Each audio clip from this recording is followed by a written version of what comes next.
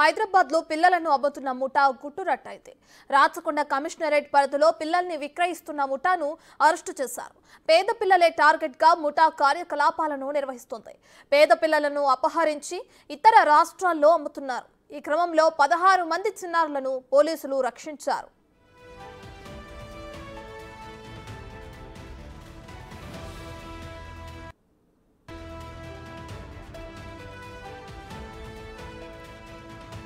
పక్కా సమాచారంతో మాటు వేసి ముఠాను పట్టుకున్నారు. ఢిల్లీ కేంద్రంగా ఈ ముఠా కార్యకలాపాలను నిర్వహిస్తున్నారు. విజయవాడ, గుంటూరుతో పాటు ఇతర ప్రాంతాల నుండి పిల్లల్ని తీసుకొచ్చి విక్రయాలు జరుపుతున్నట్లు గుర్తించారు.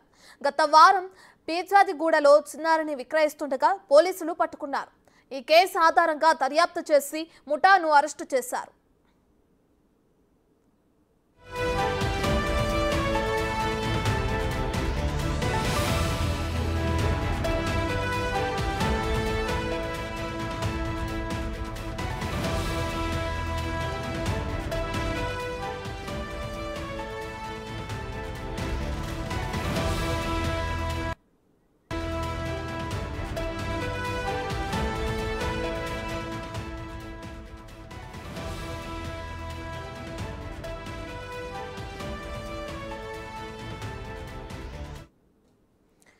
రాచకొండ కమిషనరేట్ పరిధిలో పిల్లల్ని విక్రయిస్తున్న ముఠాను అరెస్టు చేశారు పోలీసులు. దీనికి సంబంధించి మరింత సమాచారాన్ని మా ప్రతినిధి సురేష్ లైవ్ లో అందిస్తారు. సురేష్, ఇప్పటికి ఎంత మంది పిల్లల్ని ఢిల్లీ తరలించినట్లు తెలుస్తుంది? దీనికి సంబంధించిన డీటెయిల్స్ ఏ విధంగా ఉన్నాయి?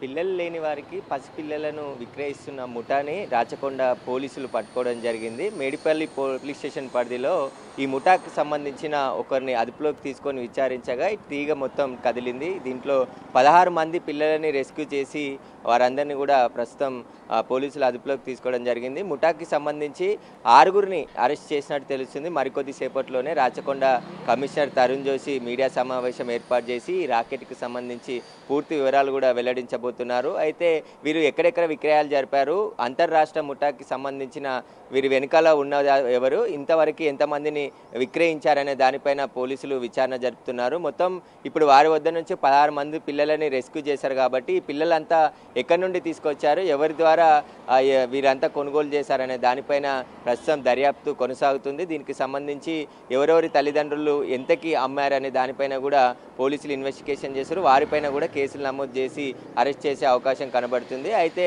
మేడిపల్లిలో ఒకరికి పసిపాపని విక్రయిస్తున్న తరుణంలోనే మేడిపల్లి పోలీసులకి వాళ్ళకి అదుపులోకి తీసుకొని విచారించగా ఈ రాకెట్కి సంబంధించిన పూర్తి డొంక అంతా కూడా కదిలింది. దాదాపు 6 మంది కీలక సభ్యుల ముఠాని అరెస్ట్ చేసినట్టు తెలుస్తుంది.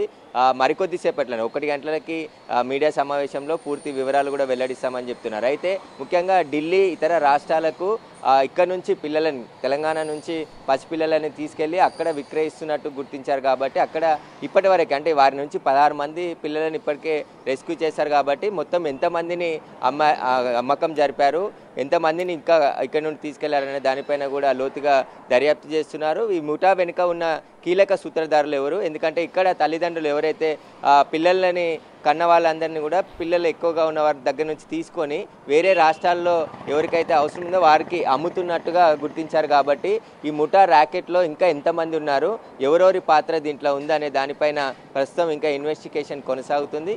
మరికొద్ది సేపట్లోనే సిపి పూర్తి వివరాలు కూడా వెల్లడిస్తారు. రైట్ సురేష్, అయితే ఎవరైతే మిస్ అయిన పిల్లలు ఉన్నారో వాళ్ళకి సంబంధించి మిస్సింగ్ కేసు కానీ, అంటే విజయవాడ, గుంటూరు కేంద్రంగా కూడా ఇలా విక్రయాలు జరుగుతున్నట్లు తెలుస్తుంది కదా, అక్కడ ఏదైనా మిస్సింగ్ కేసులు ఏమైనా నమోదైనట్లు తెలుస్తుందా?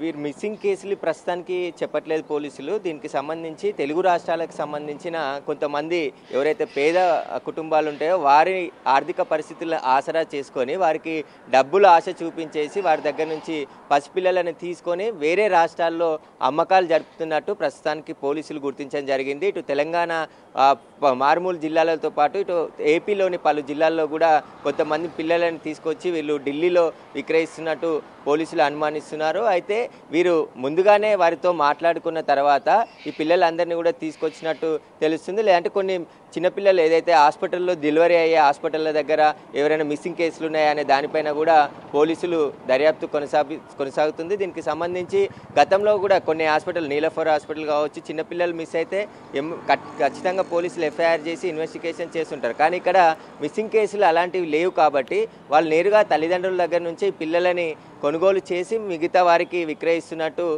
పోలీసులు అనుమానిస్తున్నారు. ఈ రాకెట్కి సంబంధించి కీలకంగా 2 వ్యక్తులు వివరిస్తున్నట్టు తెలుస్తుంది. అందులో మొత్తం 6 మందిని ముఠా సభ్యులని రాచకొండ పోలీసులు అరెస్ట్ చేయడం జరిగింది. వీరి వెనకాల ఇంకా ఎవరున్నారు, అసలు వీరు ఎక్కడెక్కడ విక్రయాలు జరిపారు, ఎంతమంది పిల్లల్ని ఇప్పటివరకు అమ్మకాలు జరిపారనే దానిపై కూడా లోతుగా విచారణ జరుపుతున్నారు.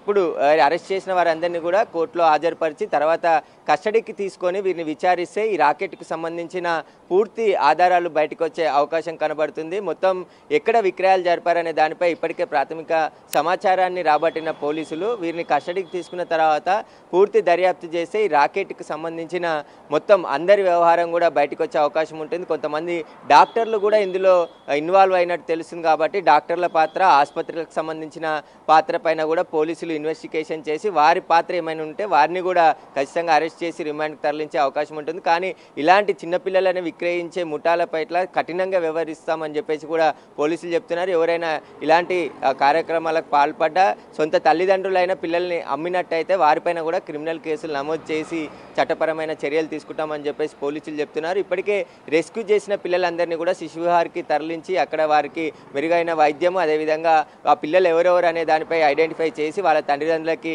అప్పగించడమా లేదంటే శిశువిహార్లోనే వారిని ఉంచుతారా అనే దానిపైన కూడా పోలీసులు మరికొద్దిసేపట్లో స్పష్టత ఇచ్చే అవకాశం కనబడుతుంది. మొత్తానికి 16 మంది పిల్లలని రెస్క్యూ చేశారు ఈ ముఠా నుంచి. మరికొంత మంది ఎక్కడెక్కడ విక్రయిస్తారో వారందరినీ కూడా రెస్క్యూ చేసి వారి తల్లిదండ్రులకు అప్పగించే అవకాశం కనబడుతుంది.